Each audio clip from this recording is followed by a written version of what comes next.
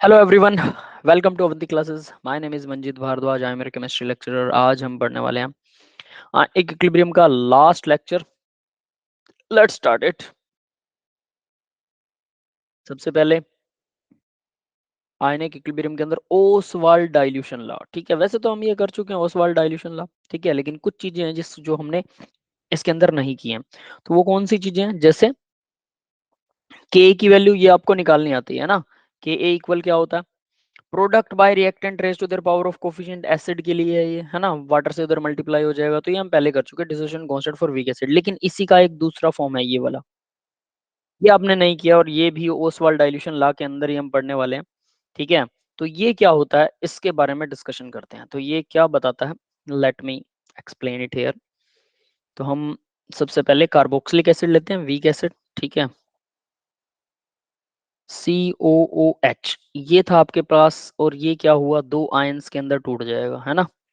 CH3 COO negative plus H positive ion. Aqueous उसमें होगा, पानी ले लो, कांस्टेंट है दोनों तरफ से। ठीक है, तो ऑब्वियस है पानी को हम नहीं ले रहे हैं क्योंकि वो कांस्टेंट है। दैट इज इट, दोनों तरफ कांस्टेंट रहेगा, बराबर अमाउंट में रहेगा वो लगभग। तो मान लो कि इसकी कंसंट्रेशन आपने ली थी C। ठीक है, तो इसकी कंसंट्रेशन उस टाइम पे थी 0, इसकी कंसंट्रेशन भी 0 थी जब हमने शुरू किया। ठीक है, कंसंट्रेशन ऑफ कार्बोक्सिलिक एसिड सबसे पहले हमने ये ली, और उसके बाद में ये दोनों कंसंट्रेशंस बाद में हमने देखा कि ये 0 थी। ठीक है, जब शुरू में टाइम आया। उसके बाद एट इक्विलिब्रियम, एट इक्विलिब्रियम हम क्या मानते थे, याद है किसी को? इक्विलिब्रियम के ऊपर इसकी कंसंट्रेशन कैसे निकाली जाती थी? हम मानते थे C माइनस एक्स, इसमें से कुछ x% कम हो गया, और इसका ये x बन गया, और ये भी x बन गया, रेज टू देयर पावर। तो वो पावर मल्टीप्लाई में आएगी यहाँ पर, अगर और कोफिशिएंट जो मल्टीप्लाई में, अगर ये 2 होता तो ये नीचे वाला भी 2 होता, है ना। तो ये 1 1 है सभी, तो 1 1 आएंगे। यही करते थे, यस और not? Tell me guys. Yes sir. Yes sir. ये किया करते थे, लेकिन यहाँ पर अब हमें एक चीज ऐड करनी है। क्या? अल्फा। क्योंकि ये कंप्लीट डिसोशिएट नहीं होता है, तो हम इसको अल्फा के हिसाब से करेंगे। तो वो अल्फा के अंदर क्या करने वाले हैं वही मैं आपको अब बताने वाला हूँ। ठीक है, सिंपल सा एग्जांपल लेंगे ताकि आपको समझ में भी आए बेटरली।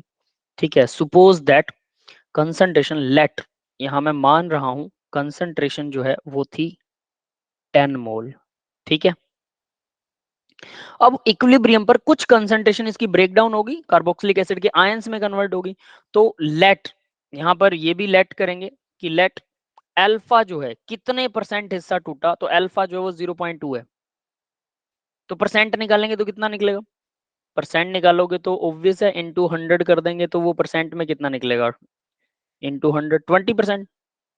क्लियर है? ये बात सबको क्लियर है ना, 20% निकलने वाला है। Yes sir. Yes sir. 10 molecule में से 20% निकल गए, टूट गए। कितने बच गए जो नहीं टूटे? बताया कोई मेरे को आंसर? Sir 80%, 8 molecules. 8 मोलिक्यूल्स। ठीक है, तो इसका मतलब 10 टोटल थे, 2 टूट गए। 20% का मतलब 2 है, और 8 जो है वो बच गए। तो यहां मुझे क्या लिखना चाहिए? C माइनस, क्या लिखूं कि ये C तो है 10, और C में से माइनस करूं 2, तो 2 की जगह पर सर क्या टू। लिखूं? 2 की जगह पर क्या लिखूं? मुझे यहाँ 2 नहीं लिखना है। क्या? सर 0.2। 0.2?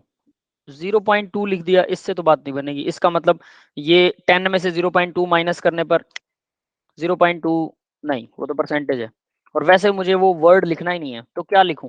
आपने कैसे निकाला 8? कोई मेरे को बता सकता है कि 8 आपने कैसे निकाला? How you sir find the 8? C minus alpha. C minus alpha अगर करें, चलो मैं आप लोगों की मान लेता हूँ C माइनस अल्फा, थोड़ा सा दिमाग पे जोर डालना। C माइनस अगर अल्फा कर देते हैं, C है 10, अल्फा कितना है 0.2, कितना आया? 9.8। सर C 8 तो आए। Minus C alpha. C minus C alpha अगर ये कर देते तो C था 10 माइनस 10 इंटू 0.2, तो ये आ जाएगा, 10 से पॉइंट कट गया तो ये आ गया 8। यस, ये आ जाएगा। कैसे पता लगा कि यही आएगा? दैट इज सर द वो क्वेश्चन। 0.2 को 10 से मल्टीप्लाई करा, फिर उसको माइनस कर दिया।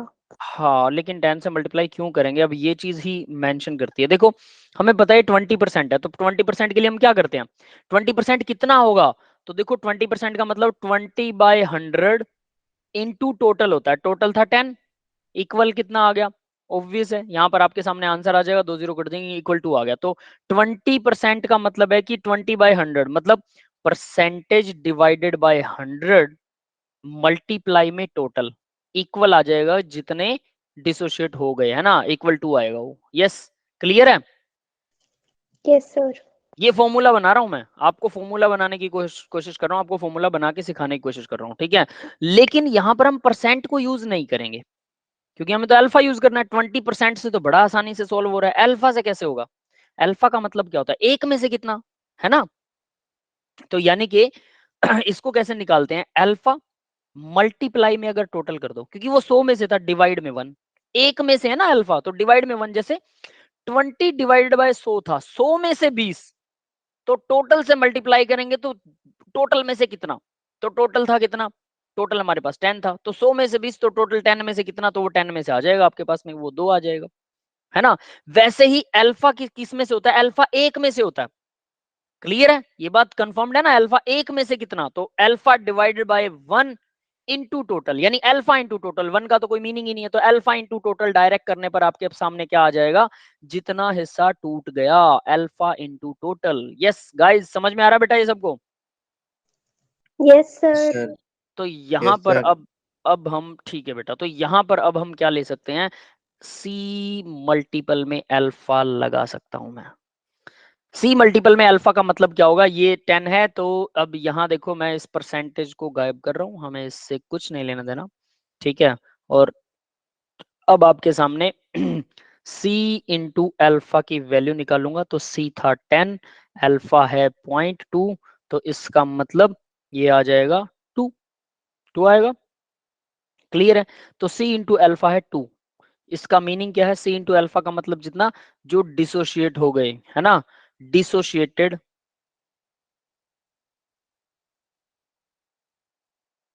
डिसोशिएटेड मोलिक्यूल्स, या मोल कह लें, है ना, मोल कहेंगे ज्यादा बेटर है, डिसोशिएटेड मोल। यस, क्लियर है भाई, सी इंटू अल्फा, ये सबको समझ में आ गया। यस यस सर बेटा, यस सर। सी इंटू अल्फा सबको समझ में आ गया, डिसोशिएटेड मोल है। सी क्या है, टोटल नंबर ऑफ मोल, अब ये भी याद रख लेना, सी जो है वो टोटल नंबर ऑफ मोल है, ठीक है, ये तो पता ही होगा, लेकिन फिर भी मैं यहाँ पे लिख देता हूँ, सी इक्वल है टोटल, टोटल मोल। तो C इंटू अल्फा डिसोशिएटेड मोल है, C टोटल मोल है, तो टोटल मोल में से डिसोशिएटेड मोल निकाल दिए, तो क्या बच गए, अनडिसोशिएटेड मोल। तो यहाँ पर ये इन दोनों को अगर हम सोल्व करते हैं तो ये अनडिसोशिएटेड मोल बच गए, तो हमने यही तो निकालने थे, अनडिसोशिएटेड मोल।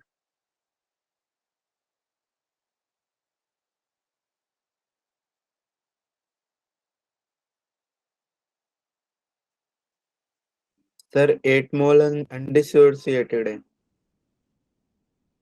बिल्कुल, जो नहीं टूटे, ठीक है, 2 टूट गए, ठीक है, और बाकी के अनडिसोशिएटेड है, क्लियर है। तो अब बाद में नेक्स्ट आएगा, देखो अब क्या है, तो यहां पर 2 मोल टूट गए थे ना, सी इंटू अल्फा टूट गए थे, है ना, तो 2 मोल टूटे, तो ऑब्वियस है एक मोल में से एक कार्बोक्सिलिक एसिड का ये वाला मोलिक्यूल और ये वाला आयन और दूसरा ये वाला आयन, एक मोल से 2 आयन निकल रहे हैं, ठीक है, तो यानी कि ये भी सी इंटू अल्फा बनेंगे, जितने मोल टूटे उतने ही मोल ये बनेंगे, क्योंकि इसके आगे 1 लगा हुआ है, तो 1 से 1 निकल रहा है ये, है ना, और प्लस में जितने मोल ये टूटे उतने ही ये बनेंगे। यस, क्लियर है, तो सी अल्फा, ये समझ में आ गया।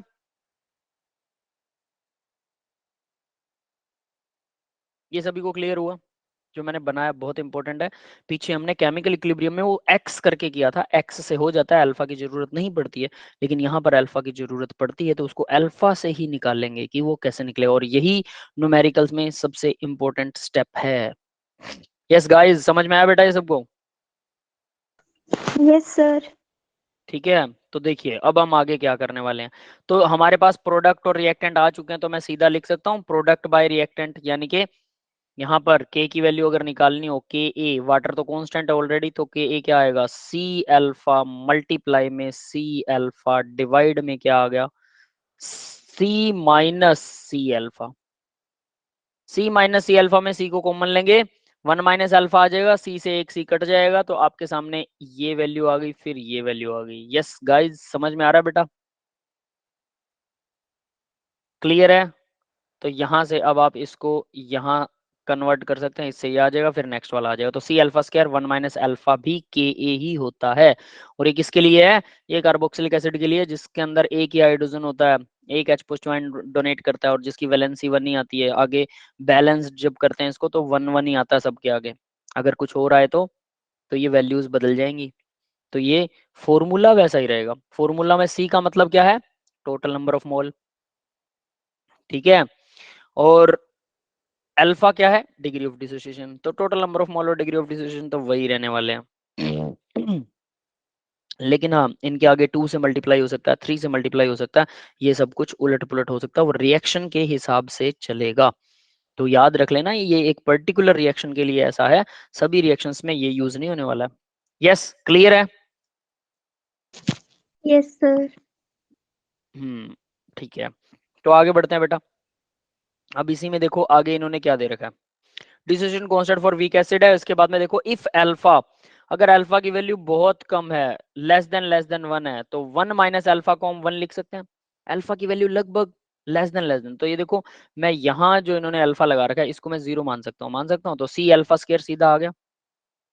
यस, तो ये सीधा सीधा आ जाएगा, के ए की वैल्यू सीधा सी अल्फा स्क्वायर आ जाएगी, या फिर अल्फा की वैल्यू जो है वो क्या आ जाएगी। अब मैं इसको बॉक्स कर रहा हूँ, ये याद रखनी है, वीक वीक एसिड्स के लिए यूज होता है, only only used for weak acids. Yes, clear है गाइस? ये सबको क्लियर है बेटा? Yes sir. है ना? तो दैट इज, यही ओसवाल्ड डाइल्यूशन लॉ है, सीधा सीधा इसको याद रख सकते हैं। नीचे इसकी डेरिवेशन भी करके दिखाई है, single mono atomic mono basic acid के लिए।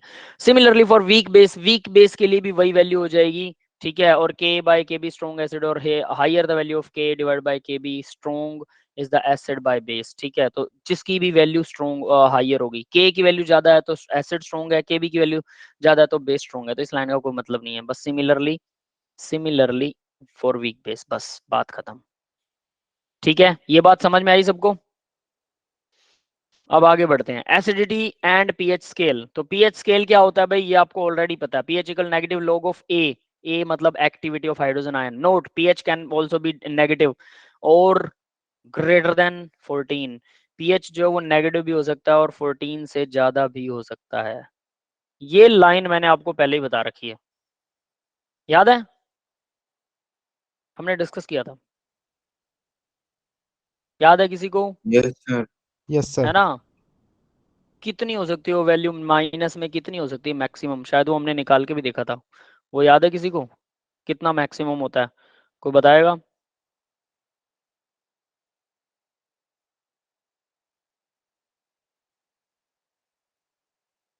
यस, किसी को नहीं पता क्या?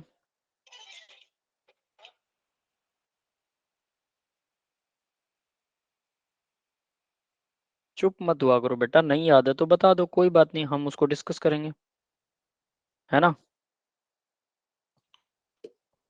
देखो वैल्यू मैंने कितनी, आई थिंक जस्ट 1 मोर और 1 लेस, 1.7 है बेटा वो। -1.7 से प्लस का 15.7 तक होती है वैल्यू। ठीक है, याद आया? मैंने इसको इलिस्ट्रेट करके भी दिखाया था। ठीक है, बट डोंट वरी, बट याद रखना वो 0 से कम ज्यादा होती है। अब देखो, pH negative log of H positive ion की कंसंट्रेशन, पीओएच क्या होता है? Negative log of O H negative ion की कंसंट्रेशन, पीके क्या होता है? नेगेटिव लॉग ऑफ के पीकेबी क्या होता है? Negative log of KB. That's it. तो ये सब हम पहले से डिस्कस कर चुके हैं, इसमें कुछ नहीं है। प्रॉपर्टी ऑफ वाटर, अब वाटर के बारे में सारा कुछ बताएगा, वाटर का पीएच, ये वो फलाना ढिमकड़ा, एवरीथिंग एल्स यहाँ पर वाटर के बारे में डिस्कस करने वाले हैं। तो देखो, इन प्योर वाटर एच और ओ एच बराबर होते हैं, सो इट इज न्यूट्रल। पहला पॉइंट क्लियर है। Second point, molar concentration, MOLAR होता है मोलर। मोलर कंसंट्रेशन ऑफ या मोलैरिटी ऑफ वाटर क्या होती है भाई? 1 लीटर पानी के अंदर 1000 ग्राम होते हैं, 1000 ग्राम में कितने मोल आएंगे? 1 लीटर पानी के मोल निकाल सकते हो, 55.55 होते हैं। 5 6 लिख रखा है, एक ही बात है, कोई खास फर्क नहीं है। यस, ये भी पता है सभी को? ये चीजें पता है ना सभी को? Yes, sir. ये हम डिस्कस कर चुके हैं Yes, ना, फिर sir. भी ये डाटा याद रखना है, याद रख लेना। Ionic product of water KW क्या होता है? वो 10⁻⁻14 होता है। तो KW की वैल्यू यहाँ दिखा रखी है, H और OH की मल्टीप्लाई 10⁻⁻14 25 डिग्री सेल्सियस के ऊपर एक्सपेरिमेंटली बता रखा है। pH 7 है तो न्यूट्रल होता है, pH 7 से कम है तो एसिडिक है, 7 से ज्यादा तो बेसिक है। POH 7 है तो न्यूट्रल है, POH 7 से ज्यादा तो एसिडिक, 7 से कम है तो बेसिक, उल्टा हो जाएगा POH के केस में। ठीक है, तो ये चीजें भी हम कर चुके हैं, no doubt to it. Degree of dissociation of water, water कितना डिसोसिएट होता है? अल्फा की वैल्यू वाटर में कैसे निकालेंगे? हमें ये पता है कि देखो यहाँ ध्यान देना, बहुत सिंपल है, आप कर सकते हो आसानी से, H पॉजिटिव और OH नेगेटिव। हमें ये पता है कि वाटर के अंदर ये 10⁻⁻7 होते हैं, ये भी 10⁻⁻7 होते हैं। इन दोनों को जोड़ोगे तो ये जो वाटर टूटा था उनकी वैल्यू भी तो 10⁻⁻7 ही है। डिसोसिएटेड वाटर इतना ही है, यस, तभी उससे इतने इतने बने हैं।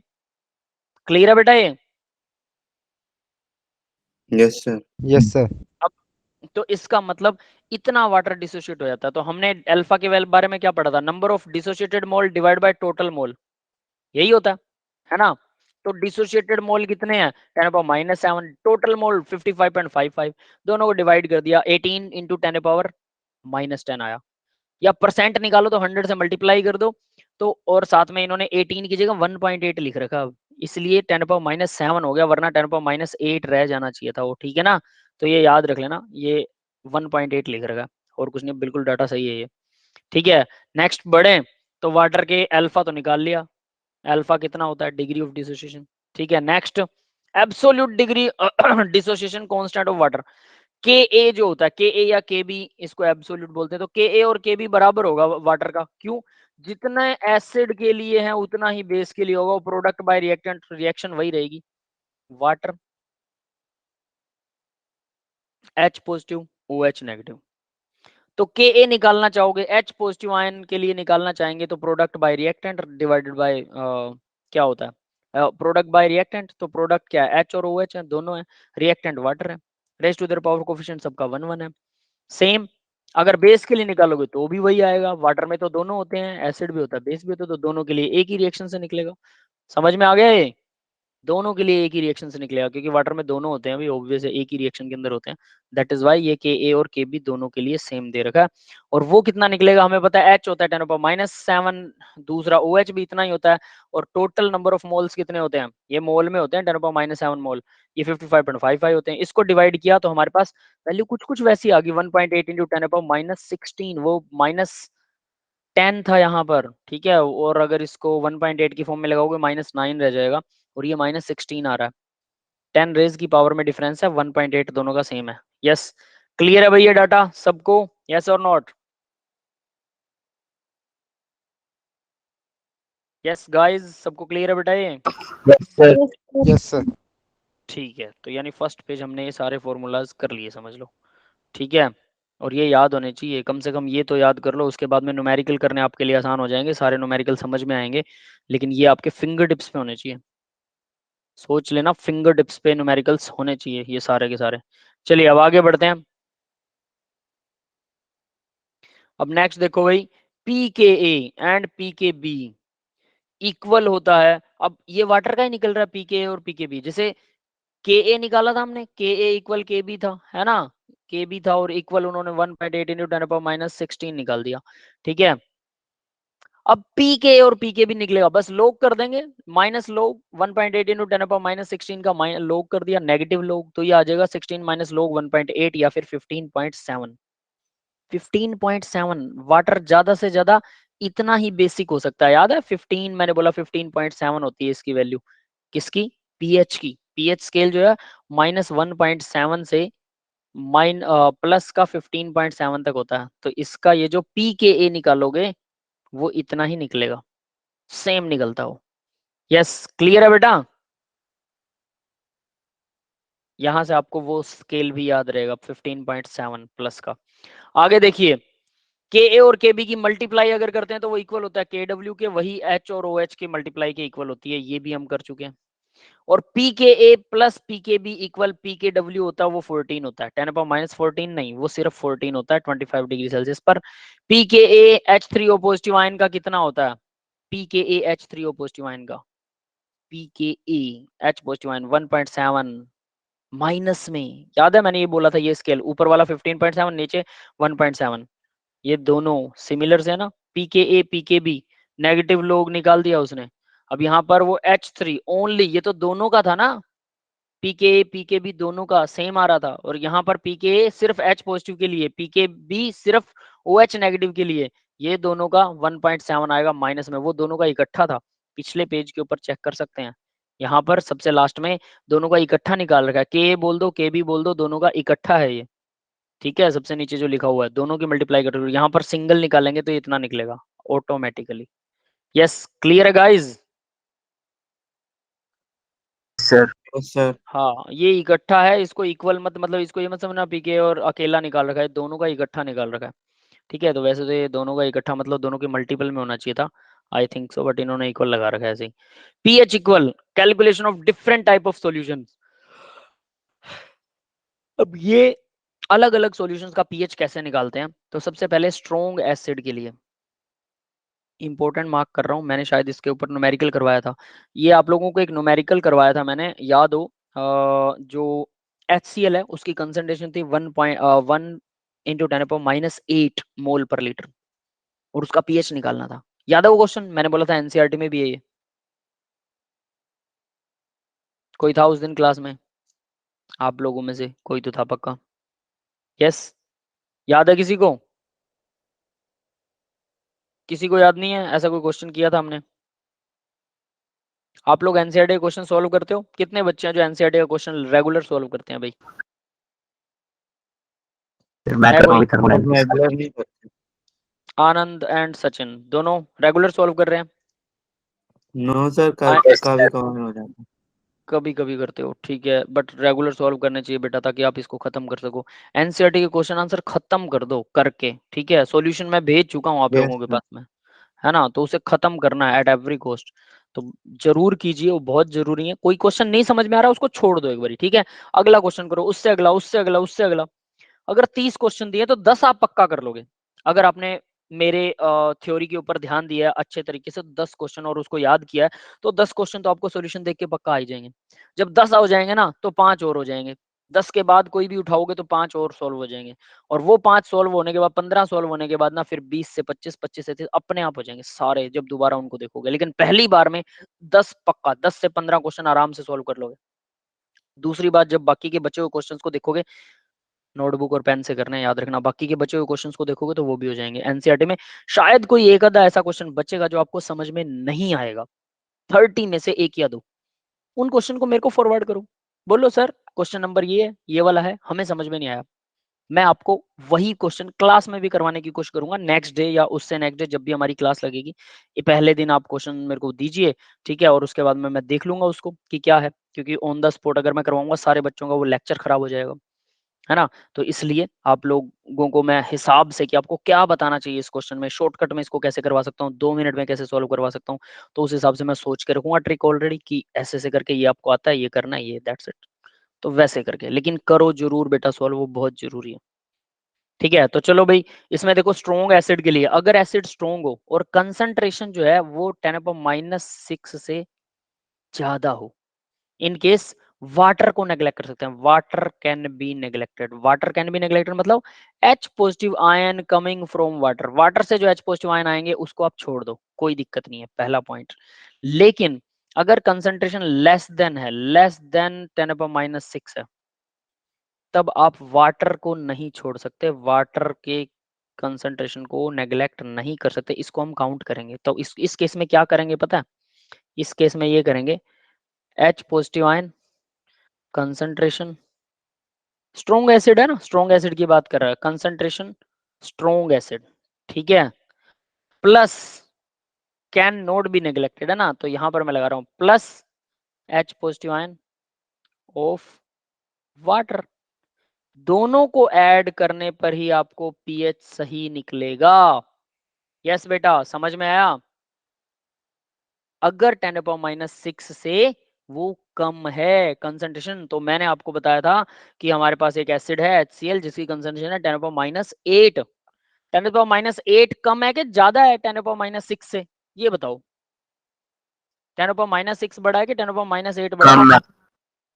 है कम है बड़ा है। 10⁻⁻6 बड़ा है 6 बड़ा है, यस यस सही है। ठीक है, तो ये याद रखना, कहीं आप बोलो अकल बड़ी की भैंस, क्या सर अकल क्या, अकल तो किसी ने देखी नहीं, भैंस बड़ी होती है, वी नो दिस, है ना, भैंस तो बहुत बड़ी होती है सर, हमसे भी बड़ी है ऐसा भी होता है ना कई बार कि सर 6 थोड़ा बड़ा है, 8 बड़ा है, आप तो गलत बोल रहे हो, तो इसीलिए ये जरूर पता होना चाहिए। चलो, तो ये समझ में आ गया। तो यानी अगर ये कंसंट्रेशन के ऊपर डिपेंड करता है कि वाटर के मोल को छोड़ना है कि उसको कैलकुलेट करना है। वैसे फिर भी मैं बोलता हूँ, अगर ये नीचे वाला फॉर्मूला हमेशा अप्लाई करोगे, नीचे वाला हमेशा H पॉजिटिव आयन को जोड़ दोगे, कभी गलत होगा ही नहीं, चाहे छोटा हो चाहे बड़ा हो, भाड़ में गया। लेकिन इससे क्या होगा, काम इससे थोड़ा सा ना काम मुश्किल हो जाएगा, इसको जोड़ना थोड़ा सा ट्रिकी, थोड़ा सा मुश्किल, थोड़ा सा कैलकुलेशन मुश्किल हो जाएगी, हर बार मुश्किल कैलकुलेट करना पड़ेगा, छोटी सी वैल्यू के लिए आपको ज्यादा कैलकुलेट करना पड़ेगा, इसलिए प्रॉब्लम हो जाएगी क्वेश्चन को करने में, इसलिए हम उसको छोड़ देते हैं, समझ गए। तो यानी नेग्लेक्ट कर देते हैं और फटाफट कैलकुलेशन हो जाती है। बट इससे लोगे तो नेग्लेक्ट नहीं कर पाओगे, नेग्लेक्ट नहीं करोगे तो फिर कैलकुलेशन बड़ी हो जाएगी। तो अगर हम नेग्लेक्ट कर सकते हैं तो कर दो, ताकि आपकी कैलकुलेशन आसान हो जाए, पर नीचे वाला फॉर्मूला हमेशा अप्लाई करने से हमेशा क्वेश्चन सही आएगा, समझ गए। लंबा रास्ता हमेशा आपको गंतव्य तक, अपने रास्ते तक लेके जाता है, ट्रिक कभी कभी यूज होती है, लेकिन लेंथी रास्ता जो है वो हमेशा सक्सेसफुल होता है। तो किसको कहते हैं ना, there is no shortcut of success, success का कोई शॉर्टकट नहीं है। ये बात आप लोग शायद अभी मानते नहीं होंगे, जानते भी नहीं होंगे, बच्चे बोलते नहीं स्मार्ट वर्क करो, स्मार्ट वर्क हार्ड वर्क नहीं। How to know, how to do smart work, smart work कैसे करें, कैसे पता लगेगा, क्या करें, ये आपका स्मार्ट वर्क है, पता है, जो आज का लेक्चर है वो स्मार्ट वर्क है। अब आप बोलो सर फिर तो हमारा दिमाग खराब है, हम ये पूरा 5-5 6 लेक्चर लगा रहे हैं एक टॉपिक के लिए, हम डायरेक्ट आप लास्ट वाला लेक्चर हमें करवा दो, तो समझ में आ जाएगा, एक ही क्वेश्चन है, समझ में आ जाएगा।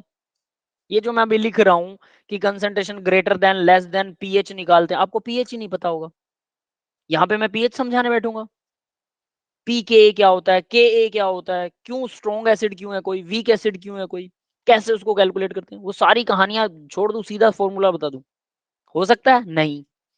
तो स्मार्ट वर्क क्या, घंटा स्मार्ट वर्क, कोई स्मार्ट वर्क नाम की चीज नहीं होती, हमेशा हर चीज हार्ड वर्क होती है। हार्ड वर्क करने के बाद में ही समझ में आता है कि स्मार्ट वर्क कैसे करना है, समझ में आया। हार्ड वर्क 2 बार नहीं किया जाता, अगर 2 बार हार्ड वर्क कर रहे हो सेम चीज को दोबारा उतना ही इंटेंसिटी के साथ कर रहे हो तो वो मूर्खता होती है, उसमें अब स्मार्ट वर्क किया जा सकता है, पहली बार हार्ड वर्क करना ही पड़ता है। How to know, how to do hard work, how to do smart work, first you should have to go through the hard work, then you can know how to do smart work। तो hard work तो करना ही पड़ेगा, उसका कोई इलाज नहीं है, कोई अल्टरनेट नहीं है, सक्सेस का कोई अल्टरनेट नहीं होता, कोई शॉर्टकट नहीं होता। जितने घंटे पढ़ने से आपको कोई एक लेसन आता है, ठीक है, जितने घंटे पढ़ने से आपको कोई एक लेसन आता है उतने घंटे आपको पढ़ना ही पड़ेगा। अगर किसी लेसन पर आपको 15 घंटे लगाना है तो 15 घंटे आपको पढ़ना ही पड़ेगा। अगर आप उससे कम लगा रहे हैं तो डेफिनेटली आप कुछ ना कुछ लूज कर रहे हैं। जितना जल्दी पढ़ेंगे और जितना ज्यादा शॉर्टकट जाएंगे उतना ही जल्दी उसे भूल जाएंगे। तो अगर वो मिनिमम टाइम नहीं लगाया तो कुछ नहीं हो सकता, ये याद रख लेना। क्लियर है? चलो अब आगे बढ़ते हैं। Strong yes base sir solution, ठीक है, स्ट्रॉन्ग एसिड हो गया, strong base solution using similar method in part A calculate OH then find. देखो अब आपको OH कैलकुलेट करना है, कैसे, पार्ट ए में जो किया वही सेम टू सेम यहाँ करेंगे, कुछ फर्क नहीं है। H पॉजिटिव आयन की कंसंट्रेशन निकाल लो, H निकल गया तो सीधा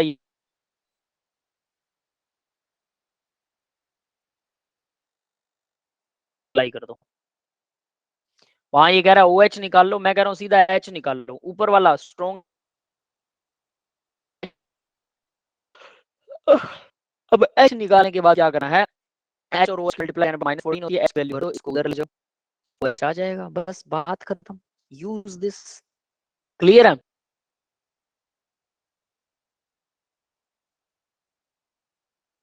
एसिड और मिक्सचर तो दोनों स्ट्रॉन्ग एसिड हैं, ध्यान देना दोनों एसिड है, तो क्या करें, दो की नॉर्मेलिटीज को जोड़ो, N1V1 N2V2 N1, ये है H पॉजिटिव आयन की कंसंट्रेशन आपके सामने आ जाएगी। नॉर्मेलिटी निकालने से H पॉजिटिव आयन की कंसंट्रेशन डायरेक्टली आपके सामने आएगी, सीधा फॉर्मूला है। यस गाइस, समझ में आया? और नॉर्मेलिटी होती क्या है ये मैं बता देता हूँ। नॉर्मेलिटी होती है n इंटू मोलैरिटी। पढ़ा हुआ है किसी ने? n इंटू मोलैरिटी नॉर्मेलिटी होती है। Yes, anyone knows about this? What is n here? किसी को पता बेटा n क्या है यहाँ पे? Number of sir number of mole.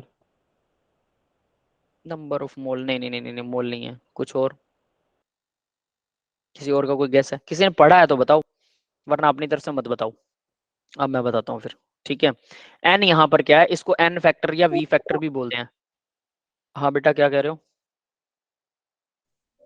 Sir जैसे H2SO4 है तो H के जो सब्सक्रिप्ट है वो 2 है तो वो 2 हो जाएगा। हाँ 2 ये वही है, बिल्कुल सही सही। कहाँ पढ़ा आपने?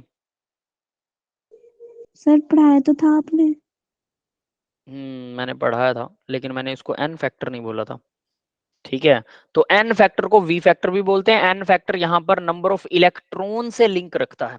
n नंबर ऑफ मोल नहीं है, नंबर ऑफ इलेक्ट्रॉन्स के मोल होते हैं ये, ठीक है। मोल कह सकते हैं बट नंबर ऑफ इलेक्ट्रॉन्स के जनरली मोल होते हैं।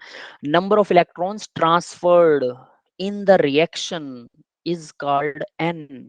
नंबर ऑफ इलेक्ट्रॉन्स के मोल जो ट्रांसफर होते हैं किसी रिएक्शन में, ठीक है। ये थोड़ा कॉम्प्लिकेट हो जाएगा, नंबर ऑफ इलेक्ट्रॉन्स के मोल है ना, गड़बड़ है। वैलेंसी फैक्टर, आसान काम, इसको वहीं से याद रखिए, दोनों एक ही बात है, वैलेंसी फैक्टर या एन फैक्टर। अब ये क्या होता है, तो जैसे H2SO4 कितने H छोड़ता है भाई? 2 H छोड़ता है H2SO4, ठीक है। 2H पॉजिटिव आयन छोड़ता है, इसका मैं कलर चेंज कर देता हूँ। 2H पॉजिटिव आयन छोड़ता है तो इक्वल एन फैक्टर इक्वल हो जाएगा 2, ठीक है। HCl कितने H छोड़ता है? 1H, 1H positive ion donate करता है, ठीक है। तो N हो जाएगा 1, N इक्वल 1। तो OH बेस के लिए क्या होगा?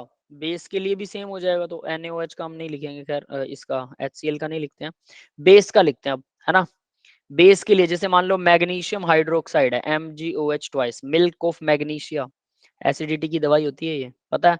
2 OH नेगेटिव आयन डोनेट करता है ये, तो यहाँ पर N इक्वल हो जाएगा 2। यस, क्लियर है? एसिड और बेस का समझ में आ गया सबको? जितने H पॉजिटिव आयन डोनेट करेगा, ठीक है, वो इलेक्ट्रॉन भी उतने ट्रांसफर होते हैं उसमें, ऑटोमेटिकली होता है। ब्लू कलर कम विजिबल है, चलो ठीक है, मैं ब्लू को डिनाई कर देता हूँ बेटा, इसको हम हटा देते हैं। कौन सा? ग्रीन बताओ मेरे को, ग्रीन विजिबल है क्या? मेरे को ग्रीन लगता है कम विजिबल लगता है। ग्रीन Yes, विजिबल है, sir. देखो विजिबल, सही विजिबल है ग्रीन? No, sir. ये नो नहीं है, रेड रेड रेड पिंक ले लो। पिंक है ही नहीं बेटा अपने पास, ये 4 ही कलर हैं। येलो Sir, दिखाई नहीं purple. देगा, Sir, व्हाइट blue. पे ये येलो नहीं दिखेगा, ब्लू ब्लू तो दिखाई लिखा हुआ है बेटा, आपने लिखा Purple. कि पर्पल भी नहीं है। मेरे पास 4 ही कलर है, ऊपर देखो स्क्रीन पे, व्हाइट है, व्हाइट नहीं दिखेगा, रेड, ब्लू, ग्रीन या येलो, और कोई कलर ही नहीं है, Sir, yellow. सर ठीक रेड है। ही ले लो। येलो तो बिल्कुल ही नहीं दिखेगा बेटा, सर येलो रेड ले लो। रेड ही है फिर, ठीक है, रेड ही लिखते हैं, ठीक है। तो देखो अब MgOH ट्वाइस, MgOH ट्वाइस, ठीक है, इसके अंदर OH नेगेटिव आयन होते हैं 2, ठीक है, तो N हो जाएगा 2, इसका N होगा 2, ठीक है। नेक्स्ट देखते हैं। अब नेक्स्ट देखो, ये तो था साल्ट, ठीक है, और सॉरी एसिड और बेस। अब अगर साल्ट हो तो साल्ट का मैं एक एग्जांपल लेता हूँ, Al2SO4, SO4 कितने लगते हैं इसके साथ? SO4 3 लगते हैं, ठीक है। तो इसमें देखो, इसमें कैसे निकालते हैं N? एल्यूमिनियम के ऊपर कितना पॉजिटिव चार्ज होता है? 3 पॉजिटिव। टोटल एल्यूमिनियम कितने होते हैं? टोटल एल्यूमिनियम है 2, है ना, 2 लगे हुए हैं, 2 तो 3 Yes, इंटू sir. 2 इक्वल हो जाए 6 पॉजिटिव टोटल चार्ज हो जाएगा एल्यूमिनियम पर। और सल्फेट के लिए अगर मैं चेक करूं तो SO4 के लिए, SO4 कितने नेगेटिव आयन होते हैं इसके ऊपर? 2 नेगेटिव चार्ज होता है इस पे, टोटल सल्फेट लगे हुए हैं 3, तो कितना हो जाएगा? 3 इंटू 2 इक्वल हो गया, ठीक है, ये 6 नेगेटिव हो गया। हमें नेगेटिव पॉजिटिव से कोई मतलब नहीं है, चाहे आप इधर से इसको पॉजिटिव को काउंट कर लो, चाहे नेगेटिव को काउंट कर लो, किसी को भी काउंट कर लो, एन जो है वो 6 आएगा। ये क्रॉस वेरिफिकेशन करते होते हैं, ऑलवेज पॉजिटिव और नेगेटिव चार्ज जो है वो सेम रहेगा न्यूट्रल साल्ट के लिए। अगर कोई न्यूट्रल साल्ट नहीं है तो कोई चार्ज हो सकता है, डोंट वरी अबाउट दिस, ठीक है। तो हम उस चार्ज को काउंट नहीं करेंगे, उसको माइनस कर देंगे, ठीक है, वो घटा के फिर आयंस का चार्ज काउंट करेंगे। ठीक रहना चाहिए। यस, क्लियर है गाइज। और किसी का भी चार्ज काउंट कर लो तो क्रॉस वेरिफिकेशन जरूर करना। पॉजिटिव आयन का चेक किया है तो नेगेटिव आयन भी चेक करना, दोनों सेम होने चाहिए। सेम आ रहे हैं तो एन की वैल्यू आ गई 6, दैट्स इट। यस, क्लियर है। टोटल पॉजिटिव चार्ज, वो भी एक आयन का नहीं। कहीं आप सोचो एक एल्यूमिनियम का चेक कर लिया, 2 एल्यूमिनियम लगे तो दोनों का, ठीक है, सल्फेट 3 लगे तो तीनों का टोटल चेक करना है, दैट्स इट। यस, क्लियर है ये सबको क्लियर हो गया बेटा? एन को कैसे कैलकुलेट करते हैं? Sir yes sir. Sir Al2 और SO4 सर Al2 और सर Al2 SO4 ये न्यूट्रल सॉल्ट है। Al2SO4 थ्राइस 3 लगा हुआ है नीचे। हाँ न्यूट्रल है यस बेटा, सर, इसमें कोई चार्ज नहीं यस होता। सर। हाँ इसमें कोई चार्ज नहीं है, बिल्कुल ऊपर मैंने कोई चार्ज थोड़ा लगाया। ठीक है सर जब ये दोनों बराबर आते हैं तभी होता है। सर N = 6 बताया ना आपने। हाँ, जब इन दोनों का हाँ N-6 भाई को 6 पॉजिटिव है। टोटल मेटल साथ में दो चीज होती है, एक तो पॉजिटिव आयन होता है, एक नेगेटिव आयन होता है। तो पॉजिटिव आयन जितने भी पॉजिटिव आयन है सारे में, उन सब पॉजिटिव आयन के ऊपर टोटल पॉजिटिव चार्ज कितना है वो N की वैल्यू होती है। या फिर जितने भी साथ में नेगेटिव आयन है, उन सब नेगेटिव आयन पर टोटल नेगेटिव चार्ज कितना है वो भी N की वैल्यू होती है। N की वैल्यू में पॉजिटिव नेगेटिव नहीं लगता, N की वैल्यू बस N की वैल्यू होती है, वो पॉजिटिव नेगेटिव के बिना होती है। हमेशा कह सकते हो, यस हमेशा सर, पॉजिटिव कह लो, या तो है ना, एक ही बात है। क्लियर है? तो N समझ में आ गया सबको? Yes sir. N हो गया बेटा, है ना? तो देखो अब यहाँ पर मैंने आपको नॉर्मेलिटी की डेफिनेशन, नॉर्मेलिटी की वो बताई थी क्या, तो बॉक्स करने के लिए तो मैं येलो कलर यूज कर सकता हूँ, है ना, येलो कह रहा हूँ, ब्लू। तो देखो अब यहाँ तो नॉर्मेलिटी जो है वो n इंटू मोलैरिटी है। मोलैरिटी आपको निकालनी आती है, मोल पर लीटर, n से मल्टीप्लाई कर दो, आपकी नॉर्मेलिटी निकल आएगी। और नॉर्मेलिटी इक्वेशन में फिर इनकी वैल्यूज भरेंगे तो आपके सामने सीधा सीधा सारे आंसर्स आ जाएंगे, दैट्स इट। यस, क्लियर है गाइस ये बेटा सबको, है ना? नीचे pH of mixture of 2 strong bases. अब देखो नेक्स्ट वाले में इसने बोला कि 2 स्ट्रॉन्ग बेस हैं, 2 स्ट्रॉन्ग बेस हैं, इनके लिए सेम चीज, बिल्कुल सेम फॉर्मूला, बस OH नेगेटिव आयन की कंसंट्रेशन आपके सामने होगी N1V1 + N2V2 divide by V1 + V2। ठीक है, अब ई पॉइंट देखते हैं भाई, ध्यान देना ई point, mixture of strong acid and strong base, इसका मिक्सचर है स्ट्रॉन्ग एसिड और स्ट्रॉन्ग बेस। पहले सिर्फ एसिड थे या सिर्फ बेस थे तो दोनों जुड़ गए थे ना। अभी क्या है, सिर्फ एसिड या सिर्फ बेस नहीं है, अब एक एसिड है एक बेस है। तो भाई एसिड और बेस क्या करते हैं, न्यूट्रलाइजेशन प्रोसेस करते हैं। अगर दो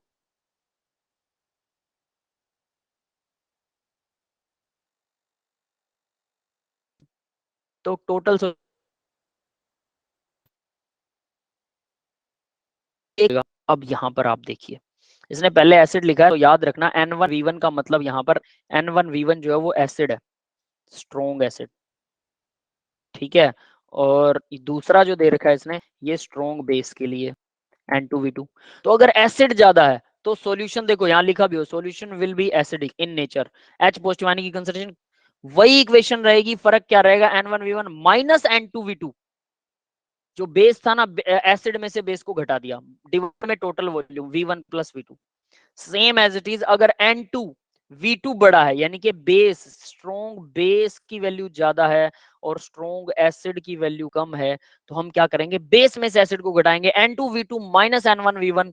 अब बेस बच जाएगा, जो भी बचेगा सीधी सी बात है वो OH नेगेटिव आयन की कंसंट्रेशन, यानी कि सॉल्यूशन जो होगा अब बेसिक होगा। यस गाइस, समझ में आ गया बेटा ये? क्लियर है यस सभी सर। को? ठीक है, तो ये N स्टैंड फॉर नॉर्मेलिटी, तो OH नेगेटिव आयन की कंसंट्रेशन नॉर्मेलिटी आएगी वो OH नेगेटिव आयन की, याद रख लेना। आ गया था पीएच ऑफ वीक एसिड। अब एक और चीज है, ये तो सिंपल थे। आयनिक इक्विलिब्रियम को क्यों इतना टिपिकल मानते हैं, अब यहाँ पे आपको थोड़ा थोड़ा समझ में आएगा। कुछ चीजें हमने, अगर आपने पीछे वाले लेक्चर सारे याद कर रखे हैं तो कुछ चीजें आपको याद होंगी तो बहुत अच्छा रहेगा, वरना फिर थोड़ा कंफ्यूजिंग लगेगा। PH of a weak acid monoprotic solution, monoprotic solution क्या होता है बताएगा कोई मेरे को?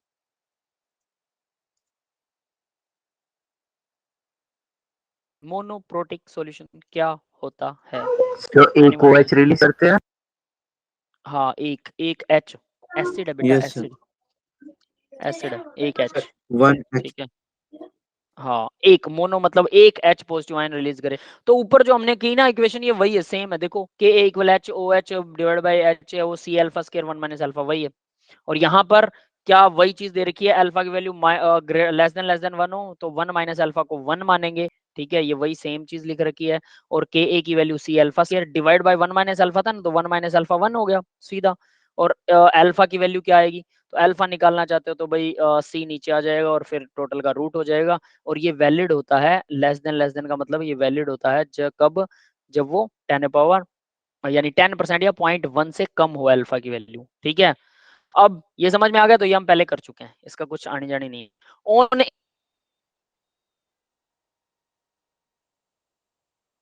इंक्रीज कंसंट्रेशन कम हो जाएगी, क्लियर। जैसे मान लो कि मैं 5 मोल डाले किसी एसिड के 1 लीटर सोल्यूशन में, तो 5 मोल पर लीटर 1 लीटर डाले तो मोलैरिटी, ठीक है। अब मैं कहता हूं कि मैंने उसी सॉल्यूशन में एसिड के साथ कुछ नहीं किया, वो उतना ही है, मैंने 1 लीटर और डाल दिया सॉल्यूशन में, 1 लीटर और वही सॉल्यूशन डाल दिया, तो क्या होगा, वॉल्यूम बढ़ जाएगा सॉल्यूशन का, कितना हो गया वॉल्यूम 2, ठीक है। और नंबर ऑफ मोल कितने हैं सॉल्यूशन के अंदर बताओगे,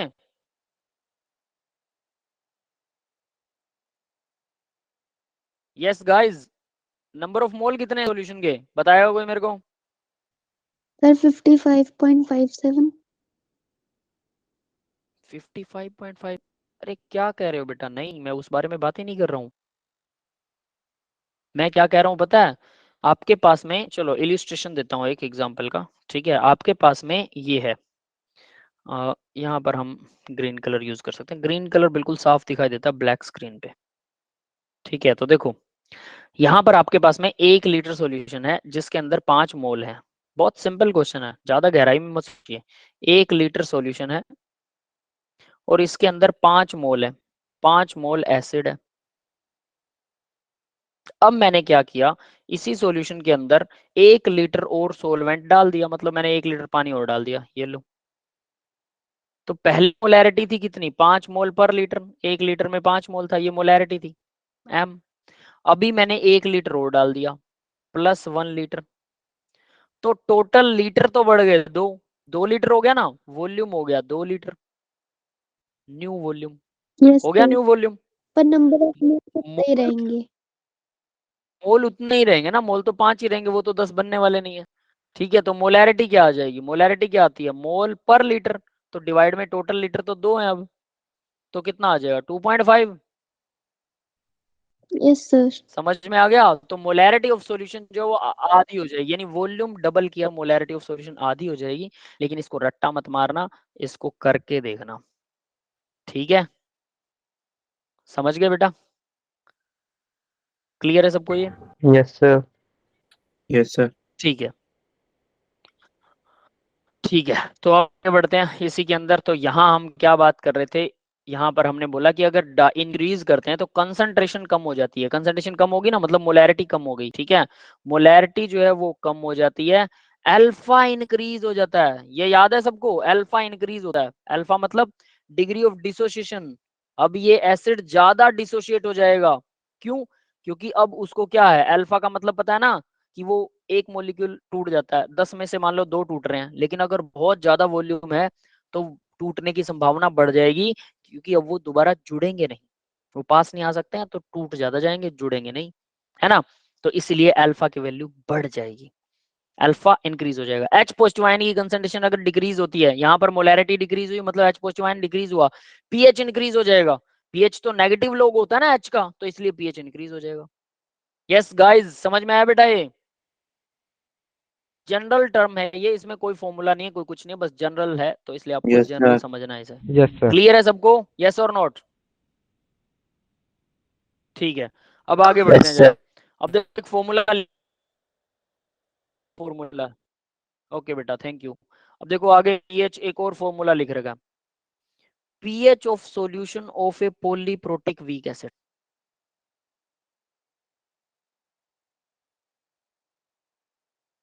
सॉल्यूशन है पॉलीप्रोटिक वीक एसिड, उसका पीएच की बात कर रहे हैं, ठीक है। तो उसका पीएच होता है half into minus log c, ये एक फॉर्मूला है जो शायद आपने नहीं पढ़ा हुआ, शायद क्या पढ़ा ही नहीं हुआ, पक्का है पढ़ा हुआ है किसी ने, एक और फॉर्मूला पढ़ रखा है। चलो अब मैं आपका टेस्ट लेता हूँ थोड़ा। pH इक्वल, टेस्ट से डरना मत, ऐसा नहीं है कि मैं आपको कोई गोली मार देने वाला हूँ, ठीक है। बच्चे सोचते हैं टेस्ट लेंगे सर, पूछ लेंगे, हम क्लास ही नहीं लगाएंगे, है ना, ऐसा नहीं करना, बल्कि ये आपके भले के लिए होता है, याद रखना, ठीक है। तो कभी कभी हमारा भी मन बनता है कि हम आप लोगों से अच्छे से टेस्ट लें, है ना, और कई बार फिर हम सोचते हैं कि चलो छोड़ो टेस्ट नहीं लेते हैं, वरना बच्चे भाग जाएंगे, है ना। बट अगर आप पढ़ते हैं, टेस्ट देते हैं, आप खुद बोला कीजिए कि सर टेस्ट लीजिए, तब हमें मजा आएगा। जैसे आप लोग एनसीईआरटी के, बस हम, मेरी एक ही इच्छा है कि आप लोग एनसीईआरटी के क्वेश्चन आंसर सारे सोल्व कर लो, एक ही इच्छा है, फायदा भी आपका ही उसमें, सोचो। और जिंदगी में ना नाकामयाब नहीं हो सकते फिर कभी, हमेशा कामयाब रहोगे, ये भी याद रख लेना। सर उस सिर्फ एनसीईआरटी के सिर्फ क्वेश्चन। हाँ बेटा, 80 आवाज to साफ नहीं 90 आई बेटा, क्वेश्चन। दोबारा बोलो। सर इस चैप्टर के 80 80 to to 90 90 क्वेश्चन है क्वेश्चन। यस सर, बुक में। सभी लेसन्स के। नहीं सर, सिर्फ इक्विलिब्रियम का। हाँ चलो कोई बात नहीं, हाँ समझ गया, 80 to 90 है ना, रोज के 5 की जगह 10 करने की कोशिश कर लो तो 8 दिन में हो जाएगा, 9 दिन में, बस बड़ा लेसन है भाई, तो 8 या 9 दिन लगाना कोई बड़ी बात नहीं है, simple, so simple it is, ठीक है। तो वो आपके ऊपर मैनेजमेंट है, लेकिन अगर आप 5-5 भी कर रहे हो तब भी क्या हुआ, 5-5 90 क्वेश्चन, 90 लगा लेते हैं, 18 दिन में, 20 दिन में लेसन पूरा हो रहा है। आगे वाले लेसन छोटे छोटे हैं, छोटे छोटे, चिंदी चोर, बिल्कुल छोटे छोटे,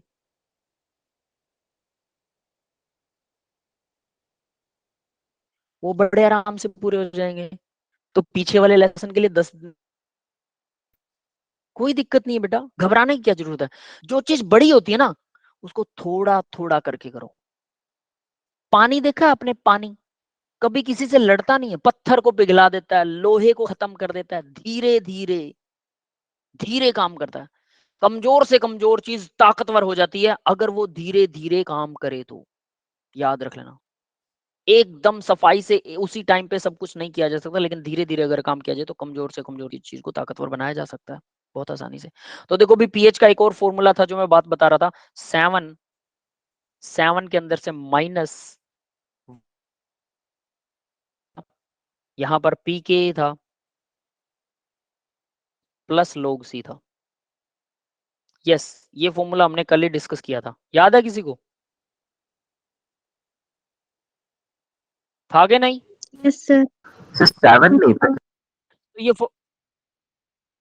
7 नहीं था, 7 था, क्यों नहीं था, 7 था, फॉर्मूला मैंने बिल्कुल सही लिखा है। ये किसका फॉर्मूला मुझे जानना है, वीक एसिड का फॉर्मूला है, तो जो ऊपर लिखा हुआ है वो वाला फॉर्मूला गलत है क्या, फॉर्मूले दोनों सही है। सोचिए जरा, क्या कमी है, क्या गड़बड़ है, किसका फॉर्मूला है ये वाला और वो वाला, दोनों डिफरेंस क्यों है। यस, समझ में आ रहा है कुछ। तो इसमें H प्लस की कंसंट्रेशन भी ली है ना। H प्लस की कंसंट्रेशन किसमें, कंसंट्रेशन दोनों में एक ही है, वो चीज एक ही है बेटा, कंसंट्रेशन तो, कंसंट्रेशन का सर वैसे डिफरेंस है सेकंड उसके वाले अंदर। माइनस log हाँ 10 की पावर -7 है। माइनस log 10 की पावर माइनस, सुनाई नहीं दिया मुझे 7। पूरा। 7, देखो मैं क्या बता रहा हूँ आपको, मुझे ये चाहिए दोनों फॉर्मूला सेम हैं, अलग चीज के लिए यूज होते हैं या सेम चीज के लिए यूज होते हैं, दोनों वीक एसिड के लिए हैं या कोई और डिफरेंस है इनमें, मैं ये जानना चाहता हूँ। फॉर्मूला सही लिखे हुए कोई दिक्कत नहीं है, कुछ भी सोचो मत ज्यादा, बस मैं जो क्वेश्चन पूछ रहा हूँ उसका आंसर दो, नहीं दिमाग में आ रहा तो मैं बताता हूँ। चलो मैं बताता हूँ, कल मैंने आपको ये अच्छे से बोला था कि ये फॉर्मूला किसके लिए है, four salt of, salt of, याद आया, strong acid and weak base, ये लिखा था मैंने हर जगह पर, four salt of strong acid and weak base. Yes, clear है बेटा। तो ये साल्ट के लिए फॉर्मूला, ये वाला जो फॉर्मूला हमने लिखा है, जो मैंने लिखा है, ये साल्ट के लिए है। तो यहाँ पर कंसंट्रेशन जो आएगी, जो log C है, वो नेगेटिव आयन की कंसंट्रेशन आएगी। ये 7 माइनस पी के एसिड है ना ये, ठीक है। तो ये चीज नेगेटिव आयन की कंसंट्रेशन या पॉजिटिव आयन की कंसंट्रेशन आएगी यहाँ पे, ठीक है। और ये जो है, ये कंसंट्रेशन ऑफ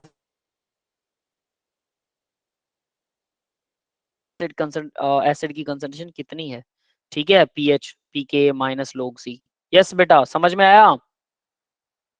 तो यानी फॉर्मूले दोनों सही है। ये साल्ट के लिए फॉर्मूला था जो लिखा हुआ है, और ये एसिड के लिए, ओनली एसिड होगा तो ये फॉर्मूला लगेगा। अगर साल्ट भी है तो हम फिर साल्ट के लिए दूसरे वाले फॉर्मूले लगाने वाले हैं जो हमने पहले लगाए। यस, क्लियर है गाइस, ये बात समझ में आ गई। ये ओनली एसिड के लिए है जो हमने डिस्कस नहीं किया हुआ था फॉर्मूला। सर। ठीक है, अब आगे बढ़ते हैं जरा। Yes sir.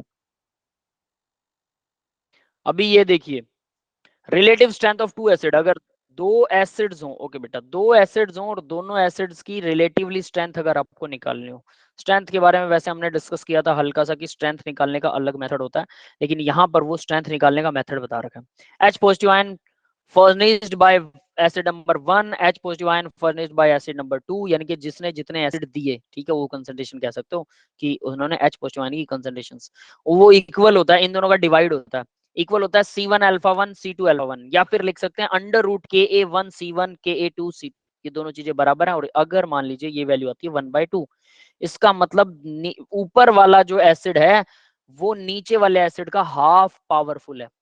क्लियर, ये आती है 2/1, तो इसका मतलब है ऊपर वाला एसिड डबल पावर का है, नीचे वाला एसिड हाफ पावर का है। यस गाइस, समझ में आया ये कैसे होता है, क्लियर है।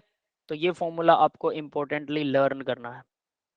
दो एसिड्स दे रखे हैं और कोई स्ट्रेंथ पूछ ले उनसे, और आपको उसने कंसंट्रेशन दे दी हो और अल्फा दे दी हो दोनों का, या फिर स्ट्रेंथ दे दे। सोचो, strength of two acids is 2, मैं बोल दूं strength of two acid are 2, ratio of strength of two acid are 2, यानी 2/1, ठीक है। स्ट्रेंथ का रेशो दे दिया और उसने एक का कंसंट्रेशन दे दी, अल्फा दे दिया, दूसरे का सिर्फ कंसंट्रेशन दिया, दूसरे का अल्फा नहीं दिया, तो आप दूसरे का अल्फा निकाल सकते हो, समझ गए।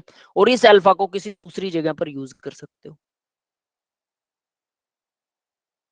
समझ में आया बेटा कैसे क्वेश्चन आएंगे, इस तरह से वो एडवांस लेवल बन जाएगा। बस कुछ नहीं है, वो एक का अल्फा दे देगा, एक का अल्फा नहीं देगा, दूसरे का अल्फा और वो कंसंट्रेशन और उनका वो रिलेटिव स्ट्रेंथ दे देगा। रिलेटिव स्ट्रेंथ देने के बाद वहां से अल्फा निकलेगा, फिर उस अल्फा को आप दूसरी जगह पर यूज करोगे।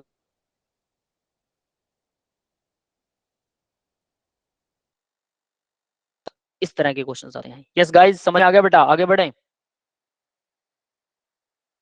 आगे देखिए, number sir. H,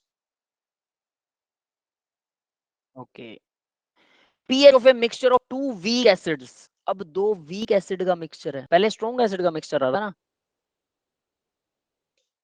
of a mixture of two weak acid both monoprotic, दोनों के दोनों एसिड मोनोप्रोटिक है, मतलब दोनों एक एक H पॉजिटिव आयन डोनेट कर रहे हैं।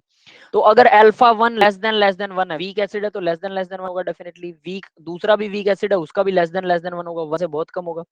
तो इनका Ka1/Ka2 या अल्फा 1/अल्फा 2, ये इन दोनों का रेशो, ये दोनों बराबर होते हैं। ऐसे एसिड्स में Ka1 और Ka2 इक्वल होता है अल्फा 1/अल्फा 2। ये एक फॉर्मूला है, सिंपल, नथिंग स्पेशल, ठीक है, या चीजें बराबर होती हैं। अब यहां से H पॉजिटिव आयन कैसे निकालेंगे आप, तो इनका यूज करके भी आप, हो सकता है एक अल्फा वो दे दे K1 K2 दे दे और एक अल्फा दे दे, दूसरा अल्फा आप यहां से निकाल लो, है ना। दूसरे का अल्फा निकल गया तो फिर इस फॉर्मूले में भरना पड़ेगा। Concentration 1 into alpha, concentration 2 into alpha, दोनों का ऐड होगा, वो H पॉजिटिव आयन की कंसंट्रेशन आ जाएगी। या फिर आप रूट करके कंसंट्रेशन Ka और Ka2 ऐसा भी कर सकते हैं, Ka1 और Ka2 का रूट करके भी आप ऐसा कर सकते हैं। यानी अगर वो अल्फा दे ही ना आपको, तो Ka1 और Ka2 दे देता है, तब भी आप इनका रूट करके भी ऐसा कर सकते हैं, ठीक है। अल्फा K1 K2 वैसे भी इक्वल होते हैं इनका रेशो, तो कोई दिक्कत है ही नहीं, ठीक है, क्लियर है। तो इस तरह से H पॉजिटिव आयन की कंसंट्रेशन निकाल लिया, H पॉजिटिव आयन की कंसंट्रेशन निकल गई तो पीएच निकल जाएगा, नेगेटिव लोग कर दो, इसका पीएच आ जाएगा। यस गाइस, समझ में आ गया बेटा। नेक्स्ट फॉर्मूला देखिए, अब ये थोड़ा इंपॉर्टेंट है, वैसे तो ये जितने भी नए फॉर्मूले आपके लिए इंपॉर्टेंट ही है, बट यहाँ देखिए, if water is again considered third weak acid, water third weak acid है, मतलब दो एसिड्स हैं वीक है दोनों, और तीसरा एसिड वाटर है, ऑब्वियस है, तो वाटर को आप दो वीक एसिड्स में वाटर को आप डिनाई नहीं कर सकते, वाटर को आप छोड़ नहीं सकते, वाटर के H पॉजिटिव आयन। वैसे भी मैंने आपको बोला, हाँ बेटा टाइम हो गया, ठीक है, बस 2 मिनट और, ठीक है। वैसे भी मैंने आपको बोला कि वाटर जो है अगर आप उसे हमेशा ऐड कर देंगे उसके H पॉजिटिव आयन तो उतना ही बेनिफिशियल रहेगा, ठीक है। तो यहाँ पर इन्होंने यही कर रखा है, H पॉजिटिव आयन तो under root Ka1C1 plus Ka2C2 plus KW वही 10⁻⁻14 वैल्यू भर सकते हैं, तो H पॉजिटिव आयन की कंसंट्रेशन सीधी सीधी निकाल सकते हैं, C1 Ka1 C2 Ka2 10⁻⁻14, that's it. Further देखिए, pH of mixture of weak acid and strong acid, अब यहां पर फिर से चेंज हो गया, वीक एसिड और स्ट्रॉन्ग एसिड का पीएच, इसको कैसे निकालते हैं। एस ए स्ट्रॉन्ग एसिड है, डब्ल्यू ए वीक एसिड है, ये चीजें हम पहले से जानते हैं, सीधा H पॉजिटिव आयन के लिए सीधा फॉर्मूला दे रखा है, C1 plus under root C1 की पावर C1 का square plus 4 Ka dot C2 divided by 2, that is it. ये फॉर्मूला लगेगा अगर वीक एसिड और स्ट्रॉन्ग एसिड हो तो। If strong acid is low concentration added, अगर स्ट्रॉन्ग एसिड लो कंसंट्रेशन में एडेड है इन वाटर, तो वाटर के H पॉजिटिव आयन को भी हम जोड़ते हैं, तो इसके लिए मैंने आपको पहले ऊपर भी बताया था, ये निकल के आएगा फॉर्मूला, बट आप इसे छोड़ सकते हैं। H पॉजिटिव आयन की कंसंट्रेशन, ठीक है, ऑफ एसिड, गिवन एसिड जो भी दे रखा है, स्ट्रॉन्ग एसिड लिखेंगे ज्यादा बेटर है, ठीक है, of strong acid plus H positive ion of water, अगर आप ये भी ऐड करते हैं तब भी ये वाला फॉर्मूला निकल आएगा, अपने आप ऑटोमेटिकली निकल आएगा, डोंट वरी, ठीक है। तो आप सीधा इसको फॉलो करें, वही 10⁻⁻6 से अगर वो ज्यादा होता है कम होता है तो उसको, वो जब कम होता है तो इसको ऐड करते हैं। साल्ट हाइड्रोलाइसिस, ये हमने कल ही किया था, अगर याद हो, ये फॉर्मूला देखो साल्ट के लिए, अभी अभी मैंने बोला ना 7 प्लस हाफ पीके प्लस हाफ log C होगा, या 7 माइनस स्ट्रॉन्ग एसिड वाले के लिए 7 minus half pKa minus log C, pKb minus log C, और अगर दोनों ही वीक हो तो ये वाला फॉर्मूला, ये हम कल कर चुके हैं, तीनों फॉर्मूले हमने कल किए हैं। इन तीनों फॉर्मूलों के साथ में KH और H की वैल्यू, H होता है हाइड्रोलाइसिस ऑफ वाटर, KH होता है ratio of hydrolysis of water, है ना, तो यहाँ KH, ठीक है, तो KH यानी equilibrium constant for hydrolysis of water बोल सकते हैं। इनके भी फॉर्मूले दे रखे हैं जो आपके लिए थोड़े से अलग होंगे, तो ये फॉर्मूले भी आपको याद करना है, सबका रूट करना बस इनटू C लगा के, और कुछ नहीं है। सर बट वीक एसिड और स्ट्रॉन्ग बेस का तो under root KW into KA/C होता है ना। अंडर रूट, ये रहा बेटा वो फॉर्मूला 7 प्लस, वो 7 प्लस हाफ, ये था 7 plus half pKa plus log C, ये था फॉर्मूला, ये नहीं ऊपर दिया सर, ये होगा। तो फर्स्ट वाला दे रखा है ना, वीक एसिड और स्ट्रॉन्ग बेस में, ये रहा। H के नीचे। H के नीचे, H के नीचे ये, यस सर। सर इसमें जो KA नीचे है वो तो ऊपर होता है ना। नहीं बेटा, ये H की वैल्यू है, H की, H है ये, H क्या होता है, degree of hydrolysis, degree of hydrolysis, जैसे हम करते हैं ना अल्फा, अल्फा क्या होता है, डिग्री ऑफ हाइड्रोलाइसिस होता है ना, H भी डिग्री ऑफ हाइड्रोलाइसिस ही होता है, सेम चीज है डिग्री और अल्फा और H, लेकिन ये सिर्फ वाटर के लिए है और ये अल्फा किसके लिए, ये किसी भी अदर चीज के लिए, समझ गए, यस सर। वो अलग चीज है, जो आप बात कर रहे हो वो अलग चीज है, और शायद मुझे लग रहा है उसमें आप कहीं कंफ्यूज हो, लेकिन ये H है, और H को आपको याद रखना है, डिग्री ऑफ हाइड्रोलाइसिस है ये, और KH क्या हो जाएगा, वही वो product by reactant raise to their power of concentration वाला, वैसे जैसे Ka होता है इक्विलिब्रियम कांस्टेंट, वैसे ही हाइड्रोलाइसिस कांस्टेंट है ये, KH जो है हाइड्रोलाइसिस कांस्टेंट है, ठीक है। तो ये यस है ना, ये दो, ये भी अलग फॉर्मूले हैं, दैट्स इट।